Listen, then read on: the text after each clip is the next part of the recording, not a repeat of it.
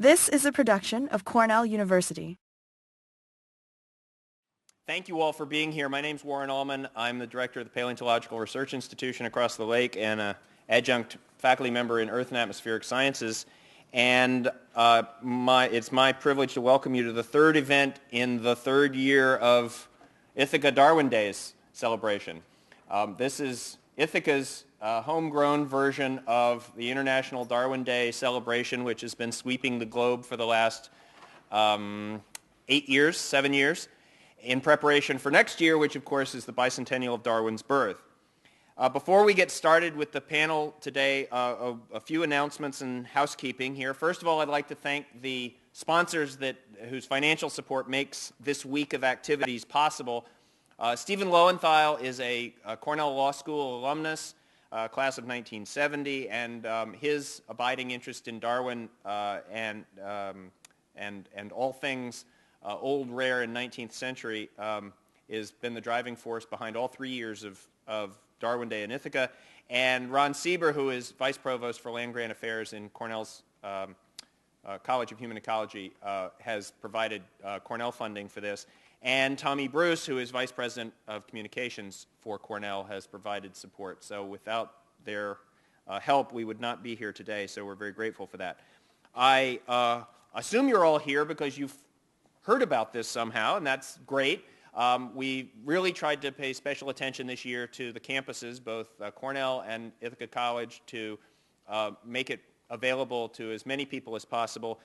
So I remind you of the rest of the events. Tonight, in this room at 7 o'clock, kiss your honey either first or either early or late, and then at 7 o'clock come to a lecture by one of the world's great evolutionary biologists, Lynn Margulis from the University of Massachusetts, who will be talking in this room at 7 o'clock. And then her first, I'm told, her first talk at Cornell in several decades. And then tomorrow afternoon is our second panel discussion on genetically modified organisms and evolution, which I'm hoping will be quite provocative. And then on Saturday, if all this seems very dry and academic, all day at the Museum of the Earth across the lake are family activities for all ages around Darwin and evolution, including live animals from several venues, I am promised. And then Saturday night at 6:30, a free birthday party with cake and all the trimmings for Charles Darwin. So please join us for that. And then Sunday, the last event for this year, is a screening of Master and Commander. If you're a Russell Crowe fan, it's a regular feature film, but it's that rare thing. It is a Hollywood feature film with a substantial intellectual subplot to it. It has an evolutionary subplot to it. And so we will be screening that film with commentary. The other thing I want to make sure everybody knows is that through the help of the Office of Communications and Publications at Cornell, all of the activities for Darwin Days this year are being recorded and transcribed, and by about February 23rd, transcripts of all of this will be available on both Cornell and PRI websites. So if you're interested in finding out more, you can get at them very shortly afterwards. In the back of the room, it would be really great for us if you could, there's a little questionnaire here, if you could just fill this out and just tell us how you heard about this. It really helps us with our marketing for next year. Next year is going to be bigger and better, but we want to know how to reach people. And you don't need an invitation to come on Saturday night to the birthday party, but there are some invitations in the back as well to take to your friends.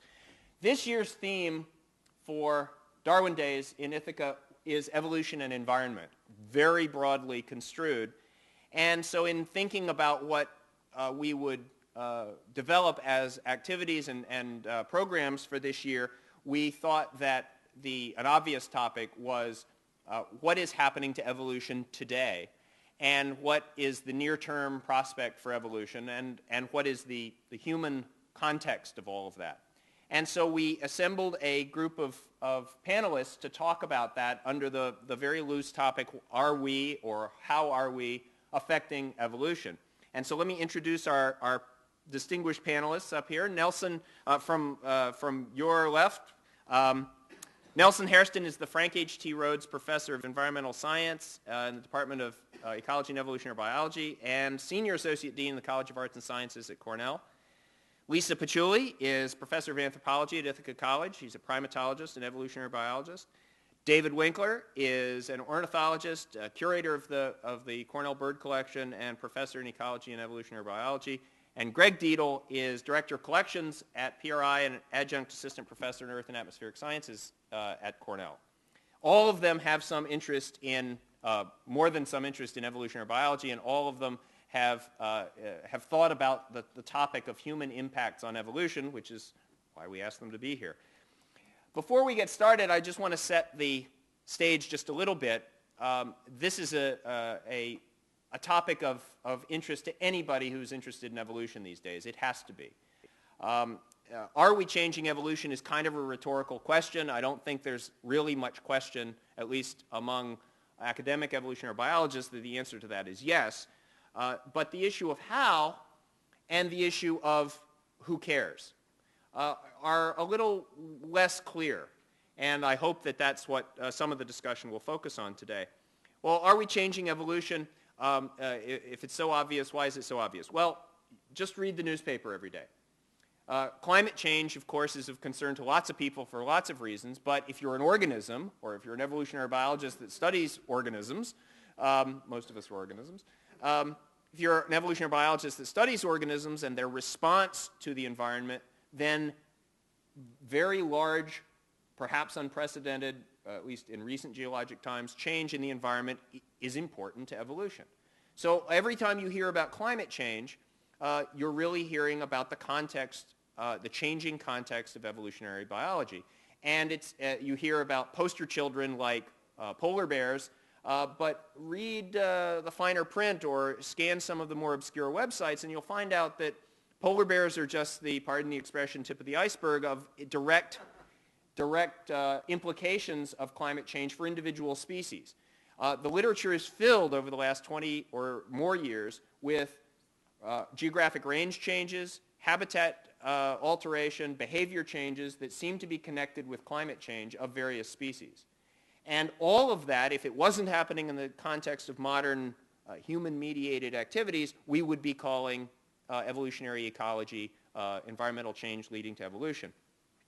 Humans are enormous modifiers of the environment. Now, we know that if we think about, if you've ever tried to build anything in Tompkins County, you know that you have to go through the planning boards and you have to worry about runoff and so forth. So we know that in kind of our local sense. But just a couple of factoids about the magnitude of human effects on the Earth are worth thinking about. Nearly 40% of potential terrestrial net primary productivity, so all the green stuff that grows on land, is now either used directly, co-opted, or doesn't happen because of human activities.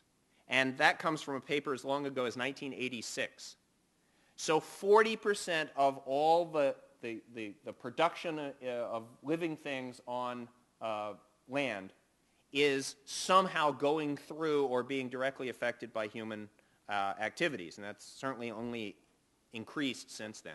The same group of authors in 1997 wrote that between 1/3 and 1/2 of the land surface of the Earth has been transformed significantly by human action. 1/3 and 1/2 of the land surface. More atmospheric nitrogen is fixed by humanity than by all natural terrestrial sources combined. More than half of all accessible surface fresh water is used by humans. And so those are ecologists talking. Geologists have been a little late coming to this, but there's some really notable publications over the last just couple of years. A paper in 2005 tried to measure current rates of erosion compared to historic rates of erosion over geologic time. And the author concludes, this is Bruce Wilkinson, who was then at the University of Michigan, is now at Syracuse University. He concluded erosion over the last 500 million years of Earth history has lowered continental surfaces by a few tens of meters per million years. So natural processes of erosion happen about tens of meters. In comparison, construction and agricultural activities currently result in the transport of enough sediment and rock to lower all ice-free continental surfaces by a few hundred meters per million years. Humans are thus now an order of magnitude more important at moving sediment than the sum of all other natural processes operating on the surface of the planet. And this is not, Wilkinson concludes, a recent development. He looks back at the recent geological record and he concludes that this essentially was established about 1,000 years ago. And so we have been, by that metric, a major historic factor of geological land change for 1,000 years. And again, if we weren't humans, we would be saying, well, that's a major potential evolutionary causation. And most provocatively, just in the last month, an article has come out in a geological magazine saying, actually very seriously proposing that we should stop calling the present geological period the Holocene and call it the Anthropocene. And that isn't similar to some earlier suggestions. Julian Huxley, the famous evolutionary biologist in the 1940s, coined the term psychozoic because humans are different. This is not that same argument. This is to say that geologically we now live in different times. The second, so we're changing. I don't think there's any debate that we are altering the environment so that will alter evolutionary processes in some way. But so what? Well, the first so what is very selfish. What does this mean for health and human welfare? And I probably don't need to comment about that extensively. If it isn't just cancer cures we get from tropical rainforests, if we are an evolutionary force that changes the biosphere, we will live in a changed biosphere and have to pay the consequences for that. I'd like to end with a much more problematic question, though, and that is the bigger so what. Why should we care if we're still here to talk about it and we have a comfortable standard of living? Who really cares if we're changing evolution? And actually, by my reading anyway, evolutionary biologists are not unanimous in answering this question.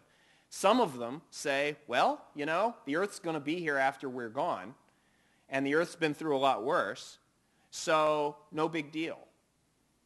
But there are some environmental ethicists and philosophers who have a different opinion, and that is that uniquely, of course, in biology, we're the only organisms that get to make a choice in what we do. And so we are, and perhaps, they argue, by the ability to make choices, we are encumbered with a responsibility to at least think about those choices. So what the context for today is really to talk both about the evolutionary biology of are we changing evolution and how, and to at least initiate the conversation about why should anybody care besides a bunch of evolutionary biologists. So with that, the format is going to be we're going to all give brief statements, and then a couple of these folks have asked for a chance to go at each other if they want to right afterwards. But then we very much anticipate and encourage questions and answers for the audience as long as people want to stay. So, Nelson.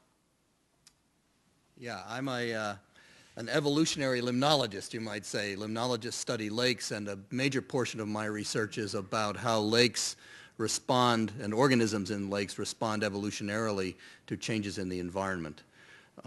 It might be predator manipulations, it might be exotic species coming in, nutrient pollution, toxic pollution. Those all expose the organisms in lakes to new environments, and I'm interested in how they respond. Just as an example, some colleagues in Germany and I and students from my lab studied Lake Constance, which had major increase in phosphorus concentrations during the 1960s and 70s. Phosphorus increased the amount of cyanobacteria in the lake. That's blue-green algae. Blue-green algae are known to be toxic to little crustaceans that eat them, to contain or to lack a number of essential fatty acids. And so we were interested in how the Daphnia, these little crustaceans, respond to this change in their environment. And what we found was that over the course of a decade, the animals evolved to be much more efficient at using cyanobacteria in their diet than they had been previously.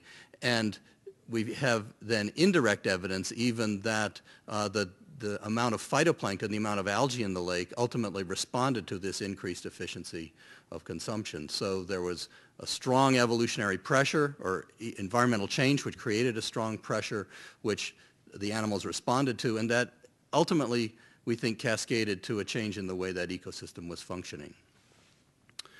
This is just one of a great many examples of rapid evolution that are now published in the literature, especially over the last couple decades. The peer-reviewed literature has one paper after another about how fast evolution is occurring. And there's two people in particular who've reviewed a lot of this literature, Mike Kinnison at the University of Maine and Andrew Hendry at McGill University. And they've published a series of review articles summarizing these rates of evolution and comparing them to each other and to geological rates of evolution. Most germane for our discussion is a paper they published last year in the journal Molecular Ecology, in which they summarized about 70 different studies from which they could glean 3,000 different rates of evolution, and they compared the rates of evolution in systems that had been impacted by human activity. The change was the result of human activity, with systems where the change in the environment seemed to be driven by more natural processes. And what they found was that on average, rates of evolution in human impacted systems were about 2 to 3 times those for natural changes.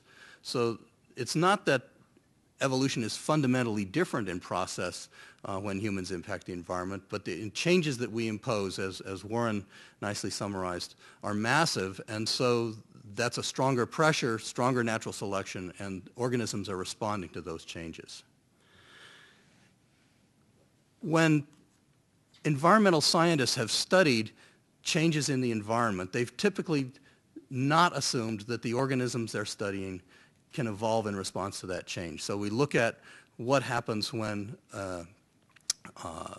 there's new nutrients added to a lake, what happens when major pollutants come in. We look at how the changes in the community are altered. We look at how the biological processes that those organisms carry out are altered.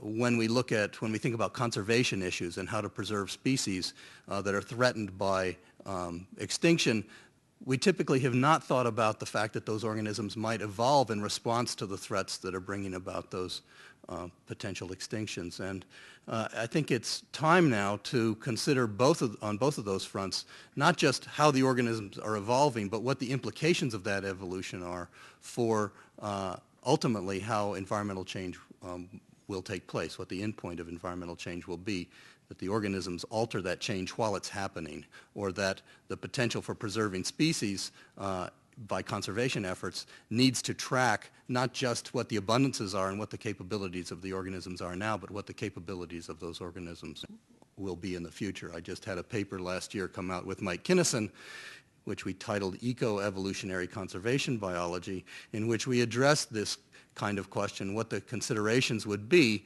as a population is perhaps headed toward extinction. What do the rates of evolution need to be to rescue that species from extinction? But what does that evolution actually mean? Is it really the same organism that we're now rescuing? I'll stop there. Lisa. The question, are we changing evolution, I think for many of us is a question of, are we changing the selection pressures affecting organisms today, and are we affecting which genes get into the next gene pool, into the next generation? From my own work, I'm a primatologist. I study monkeys and apes, lemurs, monkeys, and apes, and more recently, monkeys and apes on some remote islands off of Sumatra. They're called the Mentawai Islands. And I've seen how human interaction and involvement with the environment has affected many of the plant and animal species living in the rainforest in which I work. One example is I looked at habitats that were unaffected by humans, so let's say rainforests that were unlogged, and then forests that were logged 10 years ago and forests that were logged 20 years ago. And what we did is we went through the forest and we just took some surveys of how many primates we detected in the area. And what we found, I thought I'd go in there and find that all of the primate densities would be lower in the logged forest, but of course reality is never that simple. What we found is that for some species, their densities actually were, or one species, the densities was actually higher in logged forests. For one of the 4 species, the densities were lower, and for 2 of them, the densities seemed unaffected, regardless of which type of forest they were in. The densities were not significantly different. And so this caused me to look at, as humans are interacting with the environment, are we changing evolution for all of the species or possibly just some of them? So for some of them, we can look at differences between populations and see which ones have higher densities and for various reasons how they're responding to this selective pressure of logging. Another example is we studied hunting, and we looked at areas in which there was heavy primate hunting, no primate hunting, and moderate primate hunting. And again, we found that certain species were selected for, so you can see humans exerting a selection pressure. So for some species, we found that their densities were much lower in in hunted forests, and others were not. Within species, if we're talking about which genes and alleles are getting into the next generation, within a single species that was hunted heavily, and even across species, we could see that, for example, females, and in particular females with offspring that were on them, were targeted more heavily than males. And this can affect the population drastically. And in fact, you need breeding females, right, to keep the population going. So when we talk about extinction processes, you can think of it in sort of a 2-step process, that the population becomes small, and then what happens to it once it's very small. A plant example I've seen is some of the local people, at some point it became popular to take a particular species of tree because a substance was extracted from it and used to make mosquito coils and insect repellent. And so this tree that really wasn't very important to anyone prior to this mandate to collect these trees and the bark off of them, just survived, I'd say, at a density possibly of, it's a low density because we're in the rainforest, maybe 3 per kilometer squared. And then afterward, I could go through forests and walk for a half a day and not find any of these tree species. So how does that affect not only that species, but we talk about a cascading effect. How does it affect all the other insects and organisms that depend on it and the other tree species in the area? With humans, in terms of in human populations, looking at allele changes from one generation to the next. For those of us who travel, I'm sure you've seen this phenomenon. I was in Madagascar a while back, and I was invited to a circumcision ritual, and so I had to walk for about a half a day to get to this village in time for this big ritual. And I was, again, a half a day walk away from the village that was closest to the forest I was working in, and I saw people there who I didn't know, but I looked at them and I said, my gosh, you look so much like our guide X. And in fact, they told me they were related to guide X, and I saw someone else and said, you look exactly like guide B. And they told me that, in fact, they were related distantly, but I could look at a person and literally tell their ancestry and where people were from. So there, we might say there's very minimal genetic variation. In contrast to that, I just returned from Iceland and was in a restaurant eating Thai food, and I thought the food was great, and I started talking with someone from the university who mentioned to me, I commented that I thought it was great there was such good Thai food someplace so far from Thailand, and they mentioned to me there's this phenomenon going on right now. Of course, it's not for every Icelandic person, but in certain communities, that people, in particular men, are becoming aware that there's very low diversity in this extreme northern environment that's cold and far away from, you need to get on a plane to get there, and that it's become popular in certain circles, and for men in particular, to order, let's say, a mail order bride or get online and meet someone in particular from Thailand right now. So the population of Thais is increasing, and we're seeing a change in human variation there. The genetic diversity of the Icelandic population is changing over time, and as more and more Thai women are brought into the culture, and people from Southeast Asia will see a change over time again in the population at large. So I think that those are examples from the plant studies and some plant observations I've made from mammals and human observations. But I think we can broaden this topic. Warren mentioned before that there'll be talks tomorrow, I think, on genetically modified organisms. Releasing GMOs into our food supply, how does that affect the genes that are in the population and what will be prevalent in the future?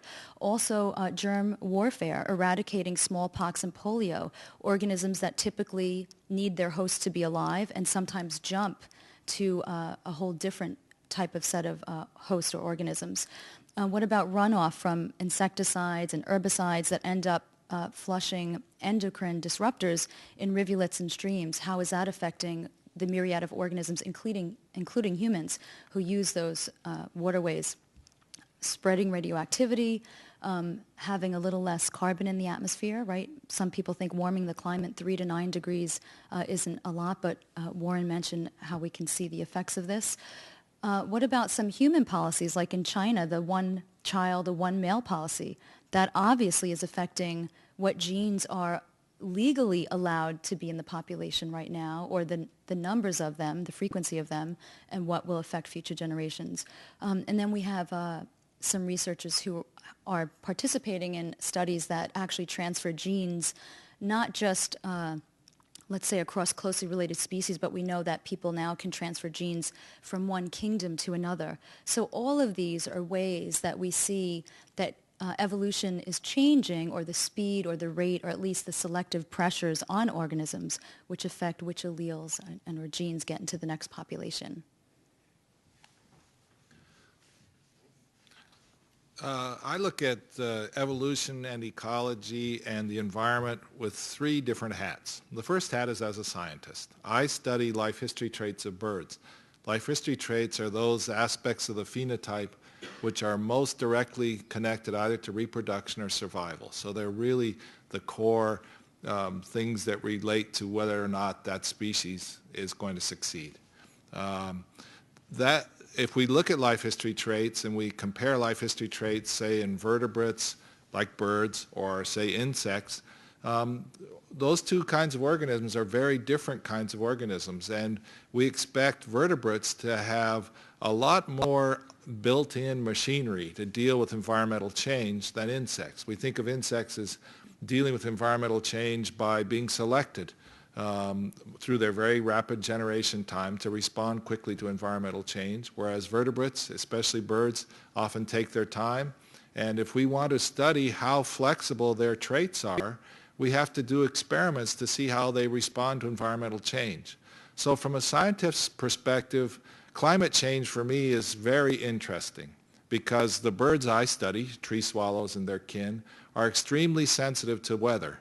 And what better way to look at how flexible their life histories are than to change the weather, change the climate, and see how the birds are responding. So as a scientist, I find it very interesting, and that's what we do. We basically study the evolved part of the birds' phenotypes by looking at what doesn't change in response to climate change. Because what responds to climate change, we're pretty sure is not evolved change right now, but it's rather the expression of inbuilt phenotypic abilities to make different decisions in different environments with their reproductive physiology. If they can't change on the order of 10 years, then it's probably something that's going to require evolutionary change. So that's sort of studying evolution by subtraction, looking at what doesn't respond to climate change. Now, if I instead wear my hat as an environmentalist and say, well, what are the implications of climate change for birds and insects, that contrast between birds and insects becomes very important. And I have colleagues in Europe who have studied a bird that is very definitely mismatched to its insect prey in the response to climate change. And that scientist is very concerned about the welfare of these bird populations because the birds migrate to Africa and back every year. They come back every spring on a schedule that they've inherited from their ancestors because from Africa they can't make a forecast, a very good forecast of what the environmental conditions are going to be like in northern Europe. So when they take off on their northward migration in the spring, they're taking off on a calendar that they inherited from their ancestors. Unfortunately, the insects that they go there to eat in the breeding grounds and to feed their young, those insects are responding much more rapidly to environmental change. So they are moving very rapidly in response to natural selection in a way that the birds cannot move as rapidly. And we get this really interesting but unfortunate mismatch in the timing of the bird's reproduction and the emergence of the insect prey on which they rely. So that's one example of how, as an environmentalist studying birds and insects, we can see how the really different organisms have very different responses and leads to real conservation concerns for the birds. Finally, I'd have to say that talking about the interaction between evolution and the environment right now, with my hat on as a citizen and addressing the notion of whether there's an ethical debate here, I would just offer the kind of evolutionary perspective that it hasn't been since the Precambrian that any one species or group of species has been having such an effect on the environment. And in the Precambrian, we had these wonderful communities of microorganisms that basically created the oxygen in the atmosphere that we're breathing today. And not since then have we had biology affecting the earth so dramatically. So I absolutely love this idea of calling this the Anthropocene. It makes abundant sense to me.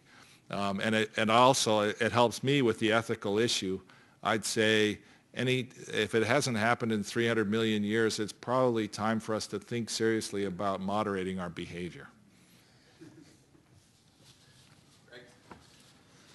Having been trained as a paleontologist, naturally I want to look to the past for clues to understand how we might be changing future evolution.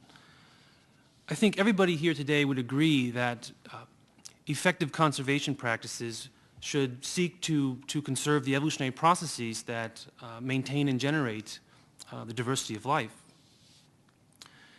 A good place to start, I think, is by asking a question. And I want to know what environmental factors are conducive to adaptation. Another way of stating this is when and under what circumstances are new traits evolved or are existing ones modified. I think the fossil record, although by no means perfect, provides an opportunity and actually a largely untapped resource to addressing this question. The fossil record preserves many species interactions, for instance, that have evolved for thousands, if not millions of years. Each of these interactions has resulted from natural selection under every imaginable circumstance and carries information on what adaptive solutions work best in a particular kind of environment. In addition, given the global reach of human interactions with the environment today, the fossil record may be the only place we have left to really study the long-term outcomes of evolving species interactions, particularly during times of major disturbance. So now some lessons from the past. Data from the fossil record suggests that adaptive innovations that require or entail a high investment of energy are most likely to evolve in what can best be described as a permissive environment in which, one, the availability of resources is high and predictable, such that energetic constraints on functional improvement are low, and two, competition in the broadest sense of the word is intense. Of course, this is where the bar of performance itself is set high. Gary Vermeer, a paleontologist at the University of California at Davis, who visited PRI and Cornell not so long ago, continues to be probably the main proponent of these ideas. Adaptation, in this view, is very much an episodic process. With these circumstances in mind, in my view, a major problem humanity faces is that we are increasingly creating conditions that decrease evolutionary potential. For example, we know that habitat loss and fragmentation are often associated with reductions in population size as well as isolation of populations, conditions that can impede the adaptive responses of organisms. Importantly, these changes also reduce the productive capacity of the systems in which these species are embedded within. Another example related to my second point on competition is that hunting and fishing practices have also eliminated top consumers worldwide or depressed their numbers to the point where these animals no longer fulfill their ecological roles, let alone their evolutionary roles. If the permissiveness hypothesis that I briefly outlined earlier is correct, our actions and those others that Warren mentioned may be severely limiting the capacity of most species to adapt in novel ways to changes in their environments. In addition, at a much larger scale, the ongoing wholesale destruction of the tropics may be, as some have said, permanently depleting what we would call evolutionary powerhouses or evolutionary engines of the planet. These are essentially sources of major novelties. These concerns remain little more than speculation at the moment. I hope, however, that with continued efforts to understand the circumstances that nurture adaptation, we can replace it with a more empirically grounded scenario for the future of evolutionary adaptation. In closing, given that a failure to adapt poses a threat to the persistence of species, and some would even go as far as to say a situation that is at least as grave as extinction itself, a deeper understanding of the circumstances permitting adaptation is critical for revising policies governing how we as a society interact with the species and ecosystems in our biosphere, which, as we all know, we are dependent upon for our own survival. Thank you. Wow, that's quite a spread. I guess I'll give all of you first shot. Does anybody want to say anything to each other before we open it to questions, or ask each other any questions? I'd like to ask the panelists, how do we respond to, let me play devil's advocate, to people who say, climate change, you know, we went through an ice age, we went through many ice ages, including one about 10, 14,000 years ago, and that would exert a significant selective pressure on the human ancestors that were around at that point, as well as all the other organisms. Or when we talk about speeding up or changing evolution, what about 65 million years ago, a meteor hitting the planet? So how do you respond to your students or colleagues or people in the public who sort of throw this at you and want a response? Good question. Who wants to take it first? Go for it, Winkler. I always point out that not like the asteroid example, but relative to other examples of change, environmental change, we are imposing a change that's way more rapid than any or the great majority of ones we know from the fossil record. And that's going to stretch the abilities of especially these longer generation time organisms. It's going to stretch their abilities to respond. And especially for those of us who work on terrestrial organisms, all of whom depend ultimately on plant distributions, if the plant communities cannot keep up with changing climate bands across the earth, then the animals are going to have no homes. So it's just a matter of scale, both in time and the global nature of the impact, that this really is qualitatively at the scale of the asteroid impacts. As Warren said, we have the ability to do something about it. We don't for asteroids. Having the ability to do something about it is the key, because I don't know what hominids thought when the glaciers came down, but they couldn't do anything about it. They didn't cause it. They simply responded, and I suspect some of them didn't like what was happening. But we're the ones causing these changes. We see them happening. We can see how they're influencing us, and we should do something about it. I have something to comment on something Wink had said, and that is your comment related to the Cretaceous extinctions versus today, and today is more rapid and unprecedented in a sense.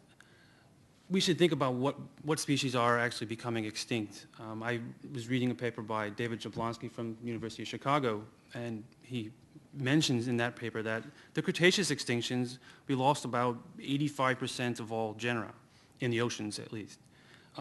We are nowhere near that yet today. So fundamentally there are some differences. Doesn't mean we're necessarily going to not get to that point. Right. But we need to think about making, not comparing apples and oranges to some degree. No more cheap shots? Okay, well, the audience is encouraged to agree, disagree, ask questions, etc., until you don't want to anymore. So, as humans spread across the Earth, we're making new environments for animals and species to cohabit with us. I was just wondering, what, in terms of specialization for species, like, there's the lice that only lives on humans. Is there any other movement in that direction for species such as ants, roaches, raccoons, rats? who just specialize in the human environment? I can give you just a simple example with primates. One of the monkeys called the macaque, it's your general monkey, seems to do very well around humans, and I think there are certain reasons for this. And I think one of the ideas Greg was getting to is the ability of, or talking about adaptations, the ability of organisms to adapt. So we talk about flexibility or plasticity. And these macaques seem to do very well in areas where there are humans, and there are several reasons. So if I go in an area that's logged, and I'm actually recording something simple like the number of tractor trails from logging trucks, or human trails, there are always more macaques there. If I'm in an area that has been converted, rainforest converted to farmland, the density of macaques is higher. And what we find is that macaques are just a very adaptable species. And they, as you mentioned, humans are moving across the globe and we're creating new environments. So what about the organisms that are inhabiting these environments? Where I do my research, out of the 4 species, we have one primarily that is inhabiting these areas. And we see that they have certain traits. And some of they don't have they're not very specialized. We call them more generalists. So for example, I can find a macaque from 0 meters, so on the ground, all the way up to the tippy tops of trees, whereas other species are completely arboreal and spend time in the highest part of the trees, and others spend most of their time on the ground. I sometimes even see them, they forage on, if I look at their diet, it's not just fruits, and if there are no fruits, they don't do well. They're very general. They'll even go into a stream and look for little fish or crayfish. So when we talk about adaptations and how adaptable, let's say, species are, I think we look at specialists versus generalists is one way to look at it. So this one particular species happens to be doing better where there are humans, and I think one of the things we look at is what's going on with the other species, and if it's just 1 out of 4 or 1 out of 10 or 1 out of 25, then what can we do? And I think there might be examples that other people have studied as well. One of the fascinating things when you study birds is that when you get off the airplane in a new continent, you're expecting to see all kinds of new birds. You've been studying your field guide, but it's usually not until the next day that you start seeing new birds, because the bird fauna in every city in the world is very similar. So we don't just move into new environments and create new environments on our own. We bring all kinds of stuff with us. And it's not just the lice, but we bring birds into our environments, and it's not always exactly the same species, but it's all species that have the properties that Lisa says. And those generalist species, or even those species that just have some weird aspect in their behavior, they don't mind being around big bipedal primates, that those species thrive and almost everything else does not. And so we're creating this wonderful smear. It's like the McDonaldization of the bird faunas of the world. We're getting the same fauna everywhere, and I often sit back and think, well, what are the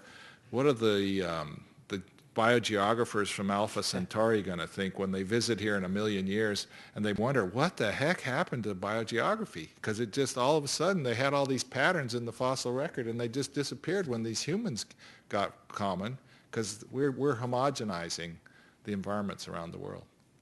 Do you think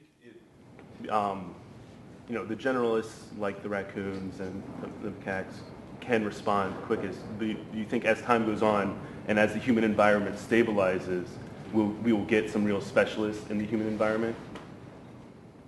Well, we have specialists in disease organisms, and that's a place where we're really changing the environment substantially, changing the distribution of vectors so that diseases are spreading northward as environments warm and up mountains as environments warm. And that's a major effect that we're having on specialist organisms and their distributions. We should point out that this panel is certainly not the only people that have ever talked about this topic. There are a number of books out there with varying titles like The End of Evolution and The Sixth Extinction and so forth that talk about this. And they range the gamut from saying that there are almost no top predators in many ecosystems anymore, marine and terrestrial, to comments about, say, the deer in Cayuga Heights, which we've obviously changed the biology of considerably. And jokes about the world filled with cockroaches and rats. A a kind of semi-comical book that came out a few years ago called Life After Man, or After Man, by Dougal Dixon, talked about evolution 50 million years from now. And it took reasonable assumptions like there won't be any whales because we will have killed them and so forth. And so it said, well, penguins might turn into whales and rats are going to turn into top carnivores. That was slightly fanciful, but I think those are the kinds of changes we're making now. And you can look back in the fossil record and see many of those kinds of changes where you presumably got rid of specialists for a variety of reasons in a particular habitat. Generalists reigned for a little while until you got new specialists. There was one interesting premise of your question, and that is that human populations and environments are going to stabilize. I see precious little hope of that. And if they were, then it would be very interesting to think about if the other biota would evolve, other than microorganisms, would evolve with humans. But that premise is one I would really love to see happen, but I don't see much hope for it. Yeah, well, I was just imagining, London's been around since, the middle centuries, so, at least you have human environment stabilizing. Any next question? There was somebody had. Oh, Greg, go ahead. This one comment about Dixon's book, he had one other assumption in it, and that was that humans became extinct. That's true, right. That's right. Right? Yes, sir. Yes. I want to ask Dr. Winkler, please. Many, many years ago when I was young, I was a Boy Scout and I was an ornithologist. And I haven't looked at a bird except to feed the ones in my backyard for 40 years maybe. And not long ago, last summer, I was out in a field and there was a waterfall near there, and I saw a swift fly in and through the waterfall and out, and then it flew through the waterfall again. And I don't know if that was an anomaly or if that's the beginning of a change or a change is going on. Can you explain that to me?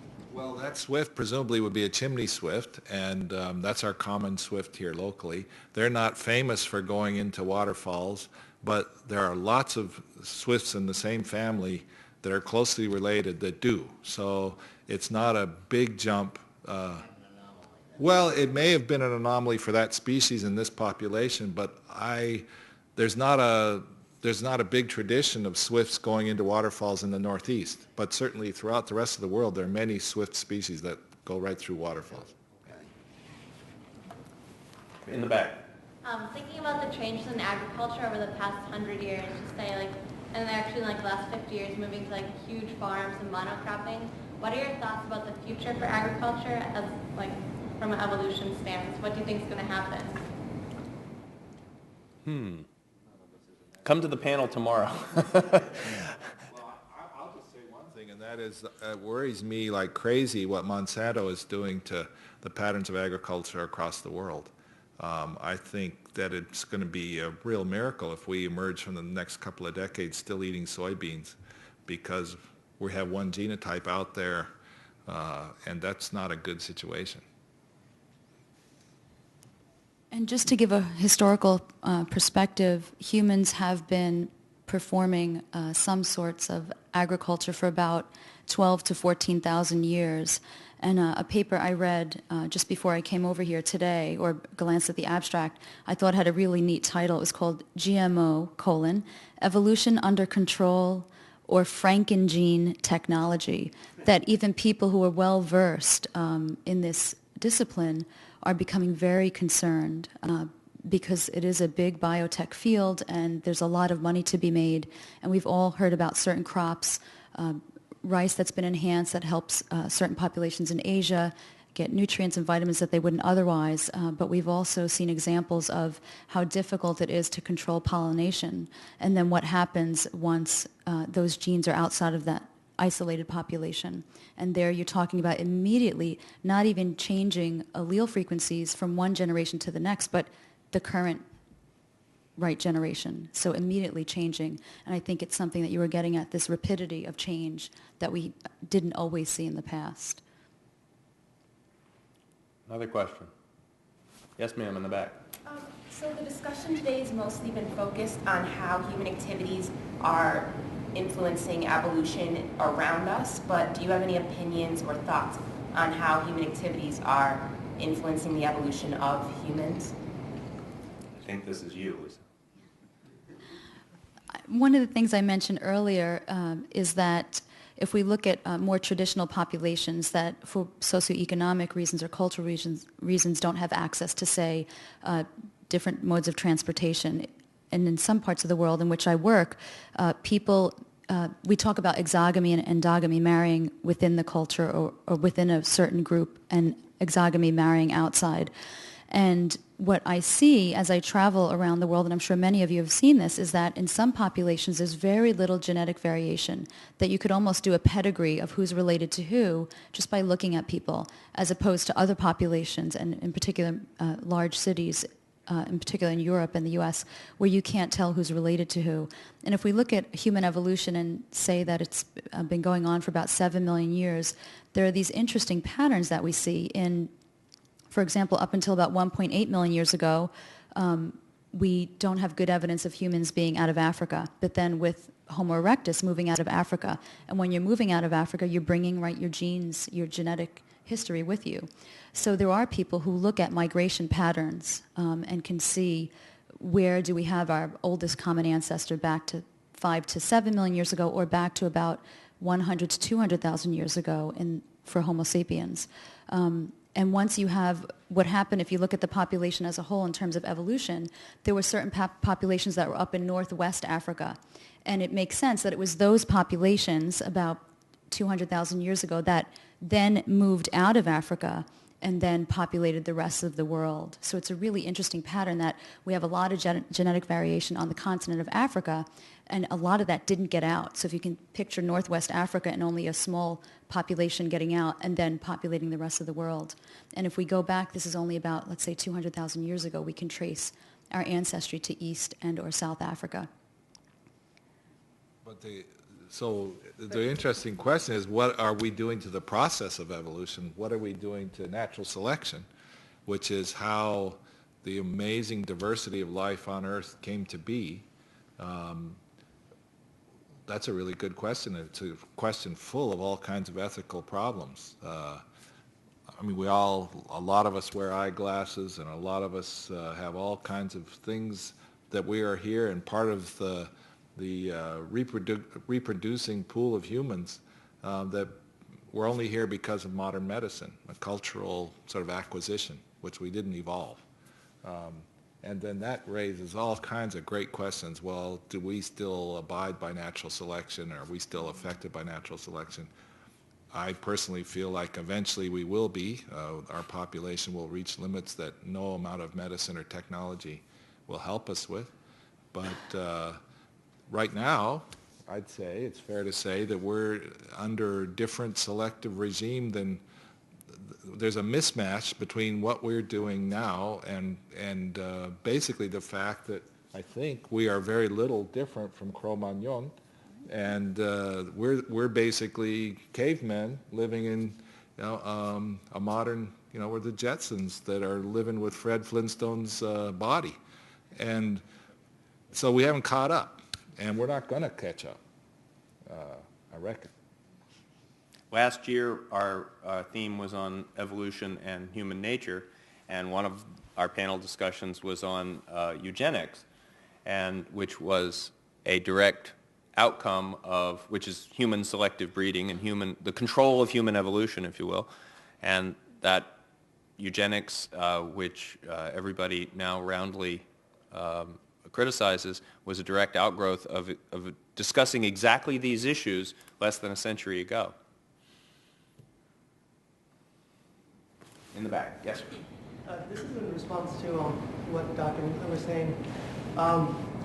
My question was, couldn't it be argued that in the same way that primates have evolved their use of tools, for example, in catching insects, that our medical practices and our technological advances are also just another, I guess, evolutionary advantage? evolutionary advantage, they're not an evolved advantage. That's the distinction I would make. But who's to say that they're not natural, or that, I mean, there's another big ethical problem here, and that is, where or do we draw a line between humans and the rest of living things? And depending on how you decide on that, you have different judgments that you'll make. So yeah, please don't get me wrong. I'm not advocating eugenics, and I'm not advocating suspending medical research or not doing everything we can to take care of everybody on this earth. But all I'm saying is that that has an effect on the way that the evolutionary process affects this species. Just as an ape using a twig to get insects out of a log has altered the selection pressure on how it's getting food, because it now has a different way of doing it.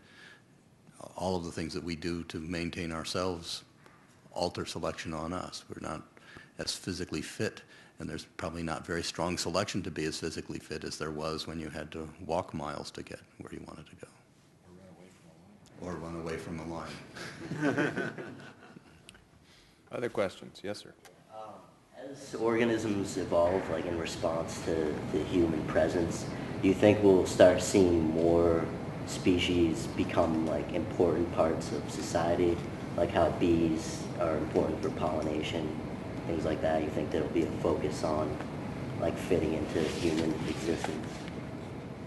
Yeah, they'll either fit in or they'll be gone as we dominate the earth. So to the extent that we drive that evolution, those that can adapt will, and those that can't will be gone. It has to be.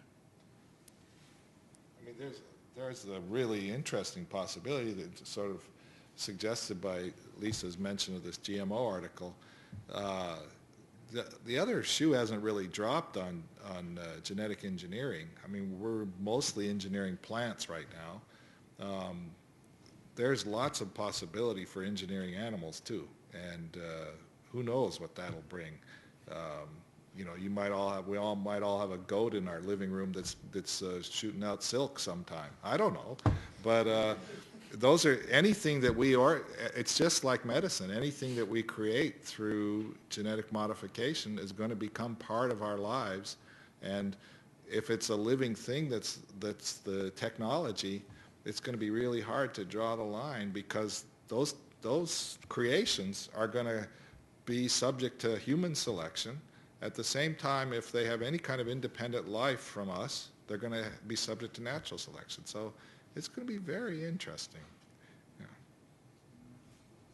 We tried, but couldn't get somebody to participate in this panel who would talk about invasive organisms, which is a whole other aspect of this. Introducing organisms where they weren't before we introduced them is another aspect of this. And so we do experiments like that all the time, right? That you can introduce parrots into Miami and that didn't live there, and now they do. And you can introduce starlings into Central Park, and they didn't live there, and now they do. That's an enormous realm of evolutionary change. Other questions? Is there somebody who had a hand up? Sorry for that, but I was wondering, you were just talking about that we are selecting for generalists, and I was wondering, aren't generalists just more fit animals, and are we just selecting for the fittest animals? Well, it depends on the selection pressure, because generalists do best in conditions where the environment is variable. But if the environment stays constant in a particular way, then a specialist will do better than a generalist, because it's very good at that particular thing that it's doing. So it depends on what we're doing to the environment, whether we will be selecting for generalists or specialists. But to the extent that we're homogenizing the world by moving everything around, by cutting everything down, we are probably making the world more even, and therefore selecting for organisms or giving advantage to organisms that are more generalists. But that's real speculation at this point, I think.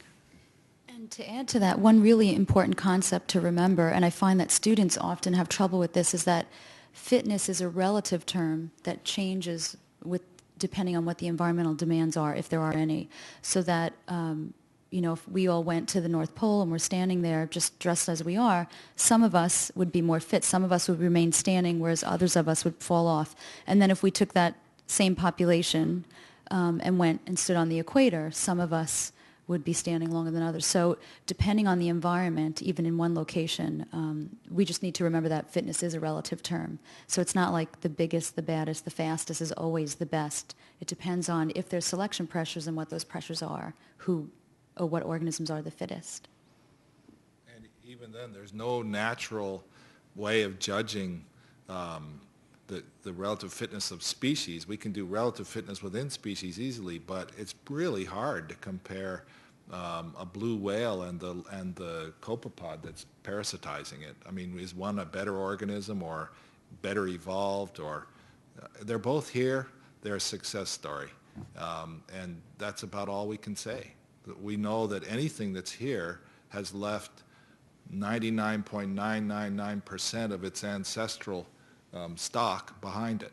And so the survivors are all pretty darn good at what they do. One of my colleagues is a theoretician, and this is Steve Elner, for those you know him. His sort of starting point question for lots of issues like this is, why isn't the world covered in green slime? So, because that ought to be the best at everything. And one of the major challenges in biology and the joys of doing biology is figuring out why we have this huge diversity. Why isn't there one organism that's simply better at covering the Earth than everything else? And we spend a lot of time, we have a lot of hypotheses, we have a lot of data that helps us understand that, but it's a huge challenge to understand that diversity. What we're doing to those processes that create that diversity is intriguing. If we could photosynthesize, we would be, for sure. So the evidence is building that the only hope for plants and animals is the elimination of man. We are now. Yeah. And women, I'm afraid. I think it's just the men. Any parting shots? I remind everybody that these transcripts will be edited by our panelists, will be available on the web in about 10 days, and we're happy that the third Darwin at Cornell volume in hard copy for you old-fashioned people will be out within the next month or so. I was just at the bookstore on campus a couple of days ago, and both previous editions are there on the local interest shelf. So we've raised a bunch of issues that refer back to other Darwin Day panels. That's the whole idea, for this to be an ongoing conversation. One more question? Before we go, I want to go to yours, but I wanted to not let Howie's his summary. His summary judgment shouldn't go unanswered. I've been talking very dismally about the future of humans and with it the biota of the Earth, but we do have the ability to do otherwise, and at some point our brains might actually kick into action and regulate what we do about reproduction. I don't see any real big hope, but we still could do it, and if we're going to do it, it's going to have to be done starting in places like this. So it's darn sure that it's not going to happen unless we see what has to happen and try to motivate that to happen. I'd like my kids to be able to think that things were looking up, and it's not looking good unless we all start doing that. So I've been talking dismally, but I don't think we're without hope, and if we don't do it, nobody's going to. Well said. Thank you. Okay, yeah, I'm just wondering what environments are the least changed by human impact, and which ones have we changed the most?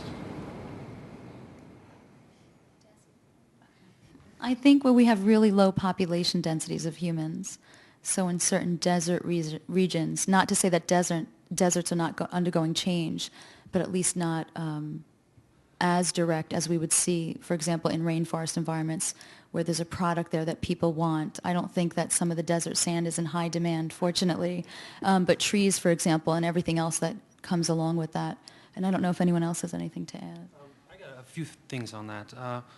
I'm hearing this, I'm reminded of Jeremy Jackson's comment that there's no such thing as a pristine environment left that hasn't been touched by humans. Okay, granted, a desert, maybe not as much change. Really, the only way we're ever going to get at finding out what these baseline environments look like before humans were here was to start looking at the historical past. And that's one reason why paleo, I guess, is really going to, in the future, be an important component of conservation in general. I'm glad you brought that up, Greg, because I'd meant to mention Jeremy's comment that it's one of the most provocative things to me.